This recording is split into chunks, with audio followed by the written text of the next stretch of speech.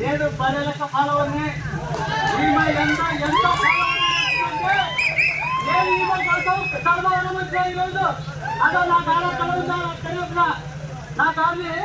నేను ఈమె కోసం ఈ ధర్మవరంకి వచ్చిన.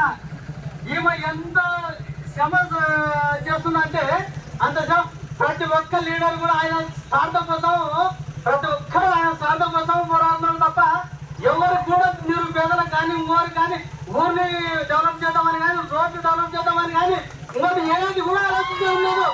ఎంతవరకు ఆయన కుటుంబం బాగుందా, ఆయన బంధువులు బాగున్నారా, ఆయన కోసం బాగున్నారా అంతవరకు ఆలోచిస్తున్నారు. కానీ ఎవరు కూడా ఒక ఊరిని డెవలప్ చేద్దాము, ఒక స్కూల్ డెవలప్ చేద్దాము. ఇప్పుడు స్టూడెంట్స్ ఉన్నారన్నా, స్టూడెంట్స్ ప్రతి ఒక్కరు నిరుద్యోగులు ఉన్నారు. ఎంతమంది నిరుద్యోగులు ఉన్నారు తెలంగాణలోనా?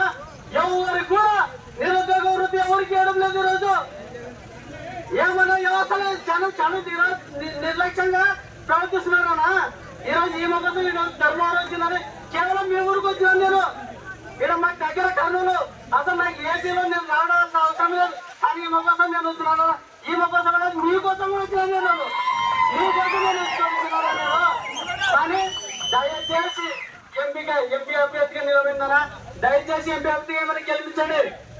మీకోసం కంపల్సరీగా ఈమె న్యాయం చేస్తాయి, నేను సాయం చేస్తాయి.